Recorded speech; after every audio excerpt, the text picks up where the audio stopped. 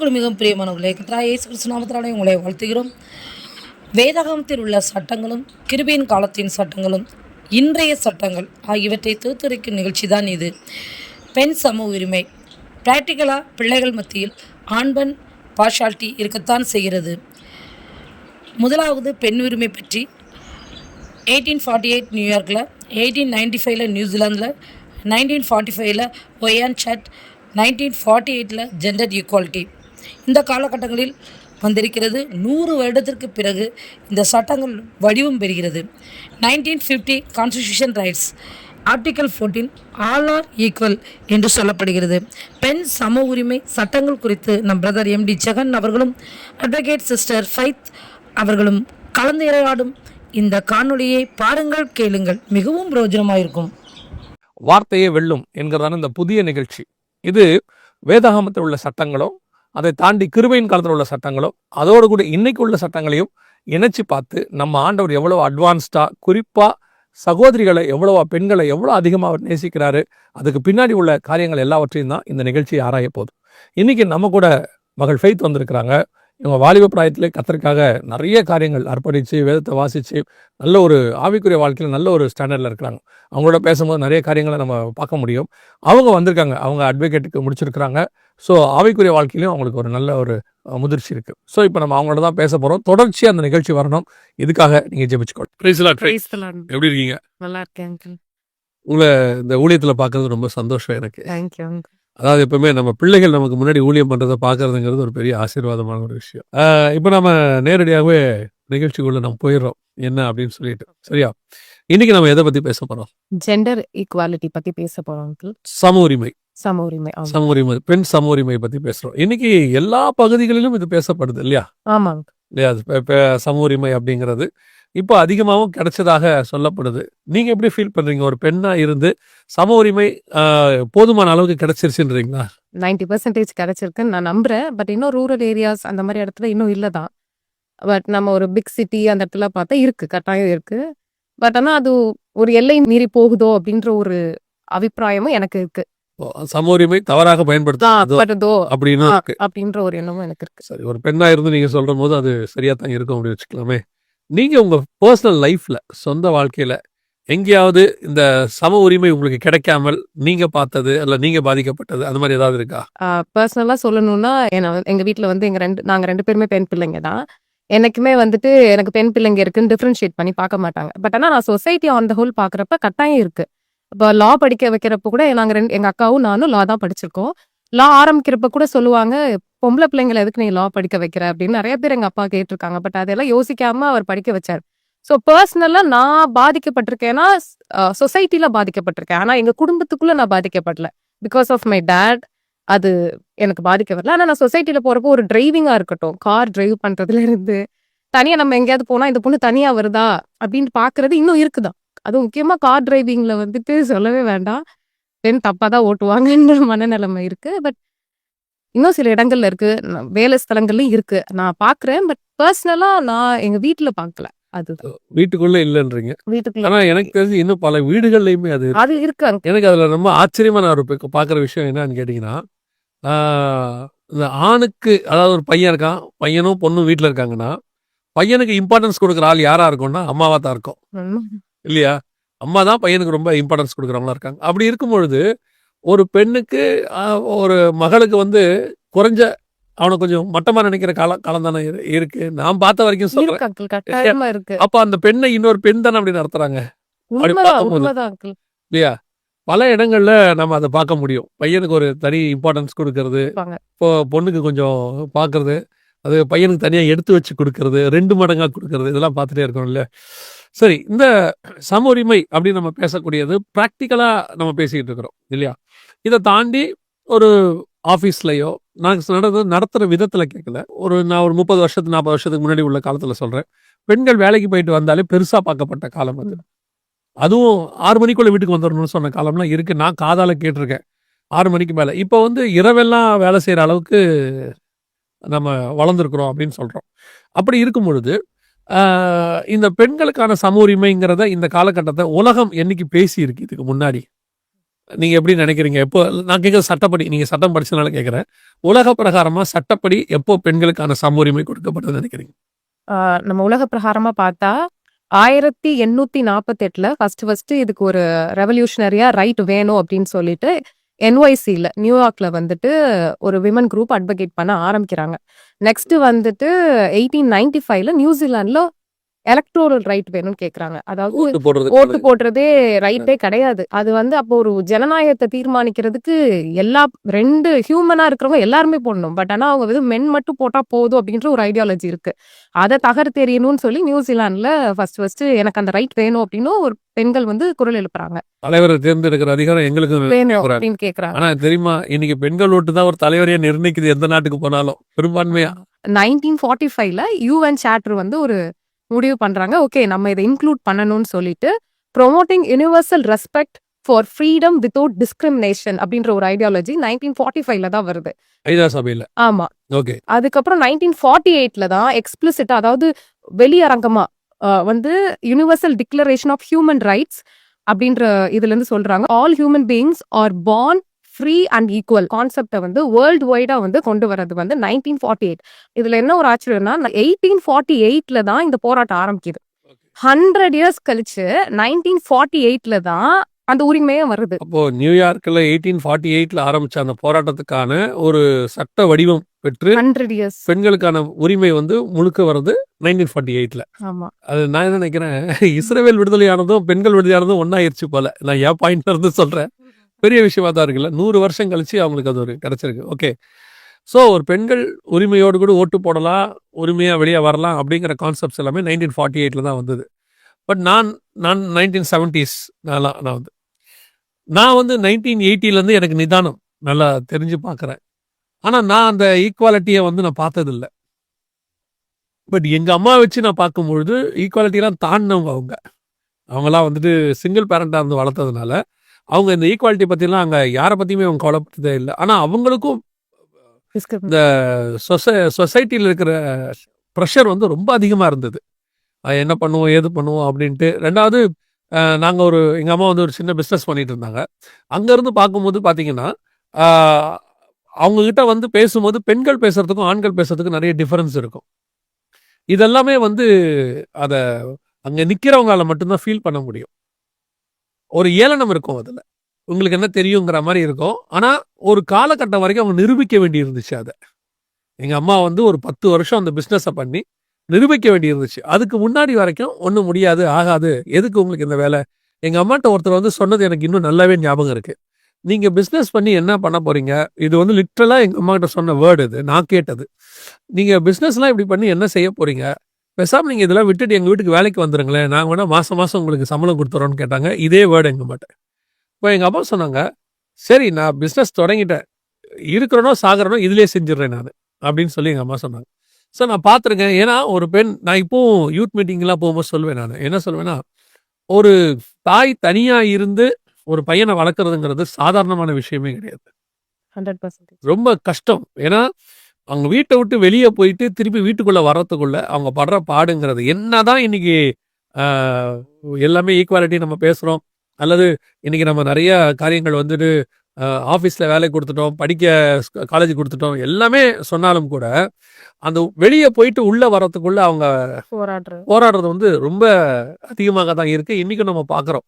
So அப்படிப்பட்ட இடத்துல இந்த சட்டப்படி 1948ல் அது கிடச்சிச்சு. அதுக்கு பிறகு யுனிவர்சலா இந்த கோட்பாடு வருது. அஸ் ஃபார் அஸ் நம்ம இந்தியா எடுத்துக்கிட்டோம்னா எப்போ வருதுன்னா 1950ஸ்ல வந்து எப்போ கான்ஸ்டிடியூஷன் வந்து எனாக்ட் ஆகுதோ அப்பதுல இருந்தே வந்துட்டு நம்மளுக்கு விமன் ஆர் ஈக்குவல் அப்படின்னு சொல்லி வருது. ஏன்னா ஆர்டிகல் 14ல என்ன சொல்லுதுன்னா ஆல் ஆர் ஈக்குவல் பிஃபோர் லா.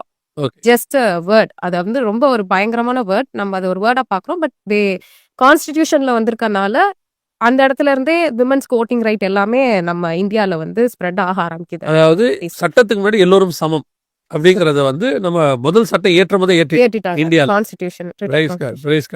இல்ல இப்ப நான் என்ன கேக்குறேன்னா, இப்போ சட்டங்கள் எல்லா இடத்துலயும் ஏற்றப்படுது. ஆனா இன்னுமே வட இந்தியால பல பகுதிகளில் வந்து பெண்களுக்கான அந்த காரியங்கள்லாம் கொடுக்கப்படலை. இன்னும் அவங்களுக்கு நான் சமீபத்தில் ஒரு விஷயம் கேள்விப்பட்டேன். அதெல்லாம் மீடியாவில் சொல்ல முடியுமான்னு கூட தெரியாது.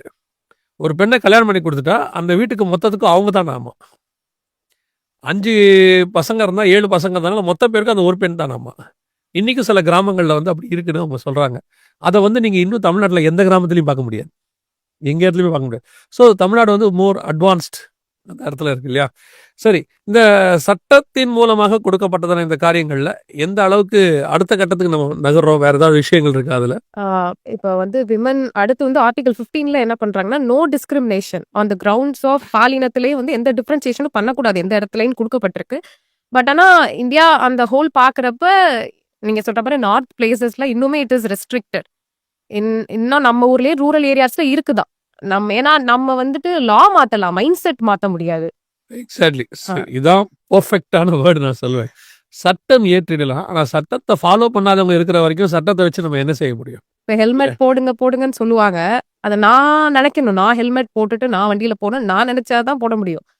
நான் போட மாட்டேன்னா போட வைக்கிறது ரொம்ப கஷ்டம் தான், எவ்வளோ லா போட்டாலும். அது மாதிரி விமனை வந்து ஈக்குவலா பார்க்கணும் அப்படின்றது வந்துட்டு நம்ம எவ்வளோ அட்வொகேட் பண்ணாலும் அவங்க மைண்ட் மாறினாதான் விமனை ஈக்குவலா பார்க்க முடியும். சில இடங்கள்ல வந்து ஆண்கள் இப்படி சொல்றாங்க, எங்களுக்கு வந்து ஈக்குவாலிட்டின்ற பேர்ல எங்களுக்கு நிறைய பிரச்சனைகள் வருது, இப்ப எங்களை வந்துட்டு அடிமைப்படுத்துற மாதிரி காரியங்கள் நடக்க ஆரம்பிக்குது அப்படின்றாங்க. அதை பத்தி உங்க மனநிலை என்ன? அதான் நான் சொன்ன மாதிரி ஃபெமினிசம் அப்படின்றது ஒரு பியூட்டிஃபுல்லான கான்செப்ட்.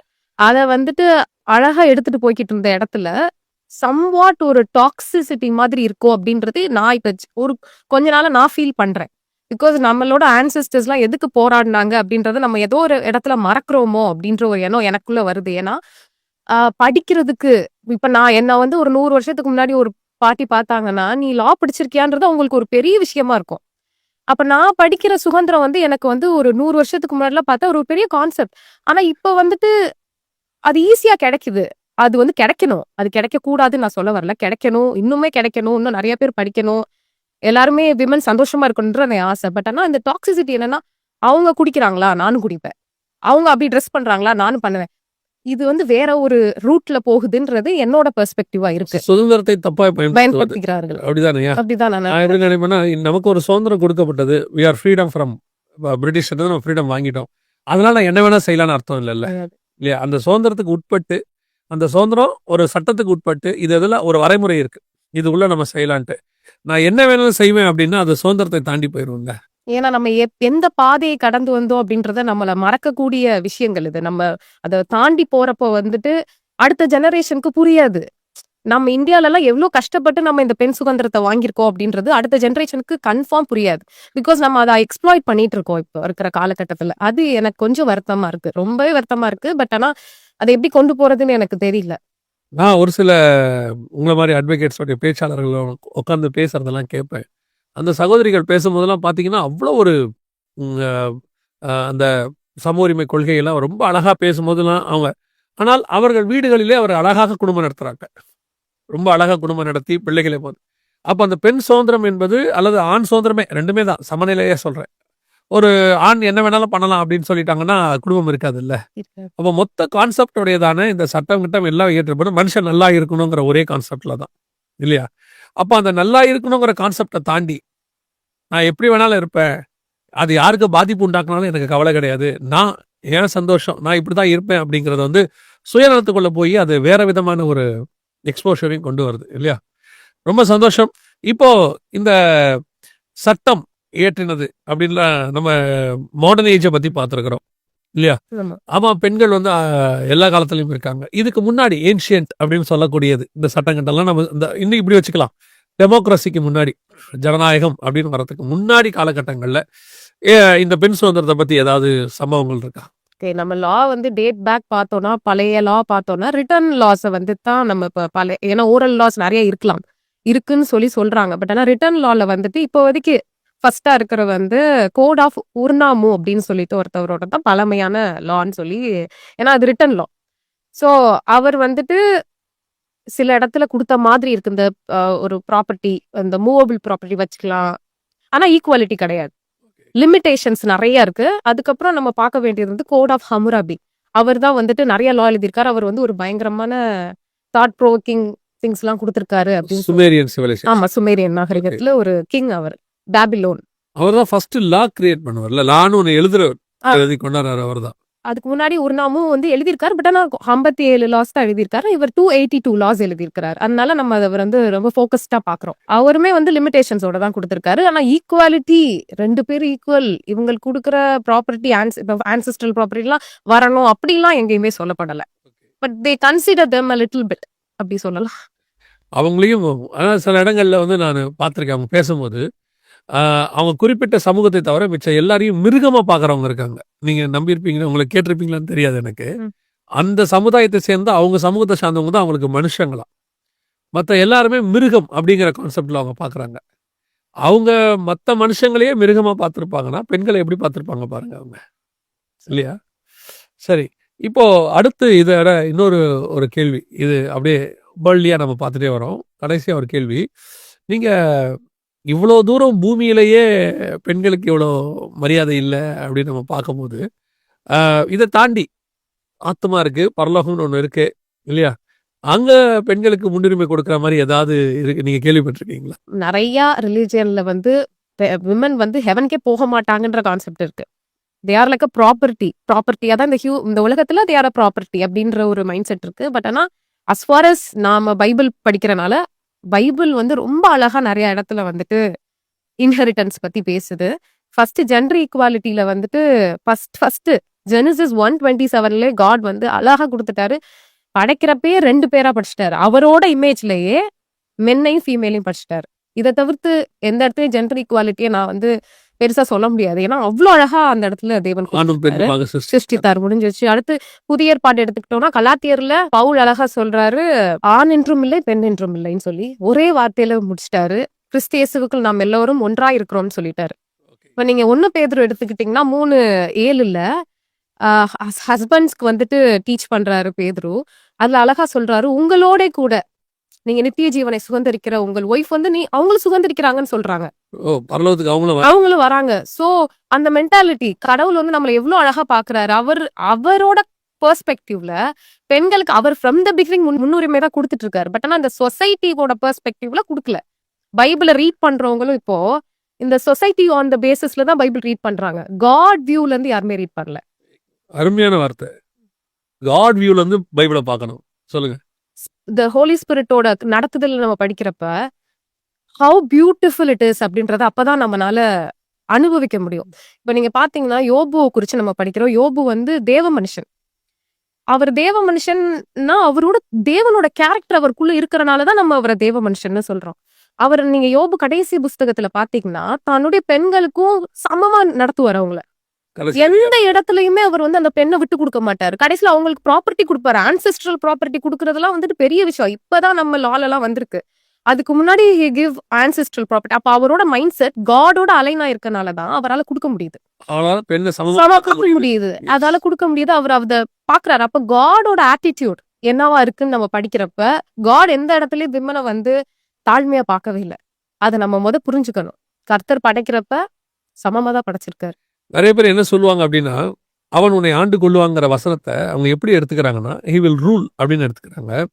ஆக்சுவலாக ஆண்டு கொள்றதுடைய அர்த்தம் என்ன அப்படின்னா, இப்போ நம்ம ஒருத்தருக்கு ஓட்டு போட்டு ஒருத்தரை நம்ம செலக்ட் பண்ணுறோம், ரூல் பண்ண சொல்கிறோம். அதோட அர்த்தம் என்னென்னா, அவங்க நம்மளை சர்வாதிகாரமாகவோ அவங்க இஷ்டப்படி நடத்துறதுக்கோ இல்லை, என்னை பாதுகாப்பதற்கு, என் வேலையெல்லாம் எனக்கு தேவையான நன்மைகளை செய்யறதுக்கு ஒரு அரசாங்கத்தை நான் கொண்டு வரேன். அதே வேர்டு தான் காட் இங்கே யூஸ் பண்ணுறாரு. அவன் உன்னை ஆண்டு கொள்வான்னா, நீ கொஞ்சம் வீக் ஆகிட்ட, ஸோ உன்னை அவன் பத்திரமா பார்த்துப்பாங்கிற கான்செப்டில் தான் அவன் உன்னை ஆண்டு கொள்ளுவான்னு இருக்கு.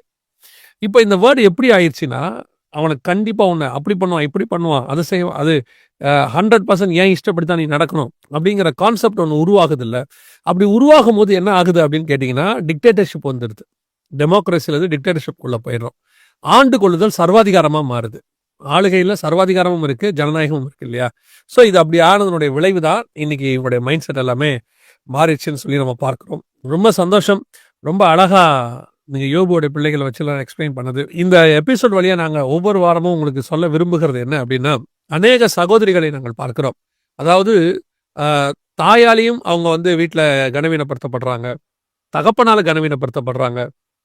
சிலர்லாம் சாட்சிகள் நான் கேட்குறேன், தகப்பனாலேயே நாசம் பண்ணப்பட்ட இருக்கவங்களாம் இருக்காங்க. அதெல்லாம் ரொம்ப இருதயம் உடஞ்சு போய் கூட இருக்கிற நண்பர்கள் அல்லது கூட இருக்கிற சொந்தக்காரங்கள்லாம் சின்ன வயசுலேயே அவங்கள ஏதாவது பண்ணி, ஸோ இவங்க எல்லாம் பார்த்தீங்கன்னா இவங்களை ஏன் அப்படி தோணுது, ஏன் இந்த மாதிரி பண்றாங்கன்னா இவங்களோட முதல் மைண்ட் செட்டே மாறணும்.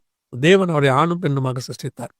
நான் இதை ஆண்களுக்கு அட்வைஸ் பண்றதை விட, ஏன்னா அவர்கள் திருந்துவது என்பது அவர்கள் கையில் இருக்குது. நான் பொதுவாக சொல்றேன், சகோதரிமார்களுக்கு சொல்றேன், நீங்கள் யாருக்குமே தாழ்ந்தவர்கள் அல்ல. கர்த்தர் உங்களை உருவாக்கி இருக்கிறார். அதனால நம்ம எல்லாரோட சுப்பீரியர், எல்லாருமே நமக்கு அடிமை, அந்த தாட்டும் நமக்கு இல்லை. கர்த்தர் நம்மை சமமாய் படைத்திருக்கிறார். ஒருவேளை உங்க தகப்பனால, தாயால, சொந்தக்காரங்களால, நண்பர்களால நீங்கள் தாழ்வு மனப்பான்மைக்குள்ள இருந்தா, நான் நிறைய சகோதரிகளை பார்க்கிறேன். நான் சமீபத்தில் கூட ஒரு பிள்ளைய பார்த்தேன். அவ ஒரு ஒரு நல்ல இடத்துக்கு கூட்டிட்டு போனா அவ உள்ள வரத்துக்கு யோசிக்கிறா. ஏன்பா அப்படின்னு கேட்டா, இல்லப்பா நான் இந்த மாதிரி இடத்துக்குலாம் வந்ததே இல்லை அப்படிங்கிறா. அதாவது எவ்வளவு ஒரு அவளுக்குள்ள ஒரு இன்ஃபீரியாரிட்டி காம்ப்ளெக்ஸ் இருக்குன்னு நான் பார்க்கிறேன். அந்த அளவுக்கு அவளோட இருதயத்தை சுருக்கி வச்சிருக்கிறாங்க நான் பார்க்கிறேன். ஒன்றுக்கும் கவலைப்படாதிருங்கள். எதுக்கு சொல்ல வரேன்னா, ஆண்டவர் நம்மளை சமமாய் பார்க்கிறார். யார் உங்களை உதாசீனப்படுத்தினாலும், யார் உங்களை குற்றப்படுத்தினாலும், அல்லது யார் உங்களை தள்ளினாலும், நீங்க வேணான்னு சொன்னாலும், வேணான்னு சொல்லாத ஒருத்தர் இருக்கிறார். அவர் உங்களை சமமாகத்தான் பார்க்கிறார். அவர் உங்களை மகளாய் பார்க்கிறார். அவர் தம்முடைய சாயலாய் உங்களை உண்டாக்கி இருக்கிறார். உங்களுக்கு முதல்ல இந்த இன்ஃபீரியாரிட்டி காம்ப்ளெக்ஸ் உங்களுக்குள்ள இருந்து எடுக்கணும். சிலருக்கு உரிமையை கொடுத்துட்டாலும் அந்த உரிமையை யூஸ் பண்ண தெரிய மாட்டேங்குது. என்ன சொன்னாலும் இல்லைங்க நம்ம இப்படியே இருந்துக்கிறதா நல்லது அப்படிங்கிறாங்க. நீங்க அடிமைப்பட்டு இருக்க வேண்டிய கர்த்தர் சொல்லவே இல்லை. உங்களை சந்தோஷமா வச்சுக்க தான் கர்த்தர் பார்த்திருக்கிறாரு. உங்களுக்கு மேல ஒரு அதிகாரத்தை கர்த்தர் கொடுத்தது காரணம் உங்களை சப்ரஸ் பண்றதுக்காக அல்ல, உங்களை அவர்கள் பார்த்துக் கொள்வதற்காக, உங்களை வேலி அடைத்து பாதுகாத்துக் கொள்வதற்காக. ஒரு உத்தரவாதத்தை நிச்சயமா இந்த வேதம் தர முடியும். நான் கிறிஸ்தவ சகோதரிகளுக்கு மட்டும் இதை சொல்லல. அநேகருடைய குடும்பங்கள்ல, அவங்க வீடுகள்ல அவர்கள் உதாசீனப்படுத்தப்பட்டிருக்கிறாங்க. ஏன் ஒரு நல்ல விஷயத்துக்கு சஜஷன் கூட கேட்க மாட்டாங்க. அல்லது சில சகோதரிகளை கல்யாணத்துக்கு கூட இந்த பையனை கல்யாணம் பண்றியான்னு கூட கேட்கறது கிடையாது. அப்படியே உடனடியாக நீ பண்ணணும் அவ்வளவுதான், நாங்க சொல்லிட்டோம் அப்படின்னு சொல்லி அவங்களுக்கு ஒரு ஒரு உரிமை கேட்கறது கூட அங்க இருக்காது. அது எவ்வளவு ஒரு மோசமான விஷயம் நான் பார்க்கிறேன். அதனால கவலைப்படாதிருங்கள். எந்த சூழ்நிலையிலும் கர்த்தர் உங்களை ஒரு நாளும் கைவிடுகிறதில்லை. அவர் உங்களுக்கு துணையாக இருக்கிறார். அவர் உங்களோட பார்த்துக் கொள்கிறார். உங்களை மகளாக பார்க்கிறார். அவருடைய கரம் எப்பொழுதும் உங்களோடு கூட இருக்கும். கர்த்தருக்கு சித்தமானால் இன்னொரு எபிசோட் வழியாக நாங்கள் சந்திக்கிறோம். தேங்க்ஸ் ஃபார் நீங்க வந்ததுக்கு. கர்த்தருக்கு சித்தமான மீண்டும் சந்திப்போம்.